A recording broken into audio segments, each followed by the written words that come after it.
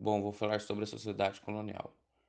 Bom, o alto índice de estratificação social não é consequência apenas da sociedade moderna, mas também da colonial. As conhecidas pirâmides sociais já foram ainda mais taxativas do que as que temos hoje. Barões e coronéis eram cargos cobiçados e poucos os detinham. A sociedade colonialista era totalmente escravista e a economia era latifundiária e baseada na monocultura. A cana-de-açúcar ocupava o posto de produto mais produzido, sendo assim o carro-chefe das grandes propriedades. Como o dinheiro girava em torno da produção agrícola, a maior parte da população se concentrava na zona rural. Os maiores cargos políticos eram ocupados por senhores de engenho, os coronéis, que eram também donos de escravos. A mineração também teve seu espaço no Brasil colônia, mas o contrário da atividade que ocupava o meio rural, os mineradores viviam no meio urbano. Eram menos aristocráticos e intelectualmente mais evoluídos. Era comum no século XVIII uma pessoa ser um grande minerador e um latifundiário ao mesmo tempo. Portanto, a camada socialmente dominante era mais diversificada, ocupada por donos de escravos, grandes comerciantes e burocratas. Nessa época, houve o surgimento de novas profissões, como os artesãos, pequenos comerciantes e intelectuais. Estes habitavam o meio urbano. Houve, de certa forma, uma migração de mão de obra do campo para as minas. Os escravos começaram a ser explorados em uma nova área. As condições de trabalho eram ainda piores no meio mineralógico. Os negros desempenhavam suas funções em meio a situações precárias. Trabalhavam em meio à água ou atolados no barro no interior das minas. Muito devido, ao longo do tempo, dentro da água e abaixados nas minas, acabavam falecendo por hipotermia ou com membros atrofiados.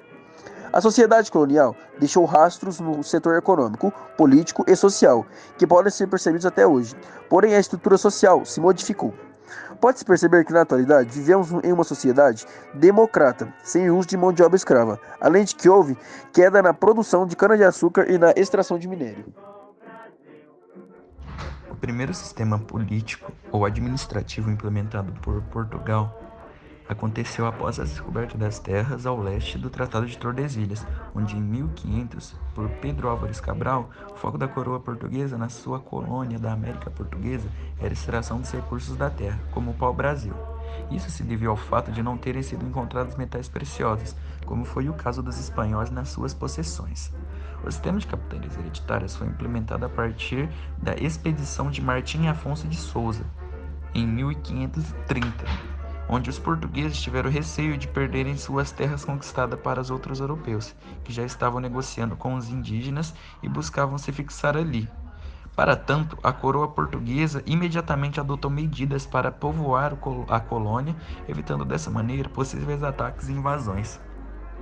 O sistema de capitanias havia sido implementado pelos portugueses na ilha de Madeira, nos arquipélagos dos Açores e de Cabo Verde, onde assim foi estabelecida a criação de 15 capitanias e seus 12 donatários. Uma vez que uns receberam mais que uma porção de terra e as capitanias do Maranhão e São Vicente foram divididas em duas porções, fazendo assim dessas 15 capitanias duas serem as mais prósperas, a qual foram a capitania da Ilha de São Vicente, da Vila de São Vicente e a de Pernambuco. Um segundo tipo de política ou administração colonial foi os governos gerais, que foi criado por ordem do rei de Dom Pedro João III, em 1548. No ano seguinte, nomeou-se na América Portuguesa o primeiro governo geral, Tomé de Souza. O objetivo do governo geral era promover a centralização administrativa da colônia como forma de torná-la mais lucrativa. Os três primeiros governadores gerais foram Tomé de Souza, Duarte da Costa e Mendes Sá, os quais governaram o território entre 1549 e 1572.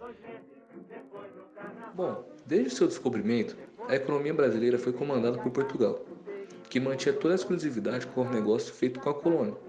Com o aumento do capitalismo mercantil, o Brasil começa a avançar economicamente, principalmente com as atividades de subsistência e exportação desenvolvidas no período colonial. A economia colonial tinha um único intuito: que era satisfazer a metrópole, além de comprar de Portugal tudo o que precisava para que fosse possível acontecer algum tipo de desenvolvimento. A princípio, a primeira atividade econômica do Brasil foi o pau-brasil, mas a derrubada fora de controle desse tipo de árvore fez com que ele se tornasse raro, fazendo com que novas culturas fossem introduzidas à prática agrícola, assim como o algodão, o tabaco, a cana-de-açúcar e a própria mineração. Entre outras coisas, a cultura desenvolvida no Brasil durante o período colonial foi resultado da mistura entre costumes europeus, indígenas e africanos. Um bom exemplo disso pode ser expresso por meio da culinária. Os alimentos consumidos pelos índios, como a mandioca e o milho, passaram a fazer parte da dieta dos colonizadores portugueses, que por sua vez trouxeram o hábito de comer a carne bovina. Sobre as religiões, os europeus vieram de uma linhagem católica, onde eles empregavam o catolicismo, ao contrário dos africanos, que eram do candomblé e o espiritismo, e os indígenas, as religiões animistas, aquelas que colocavam como seres sobrenaturais e divinos elementos da natureza como o sol, a lua e as florestas.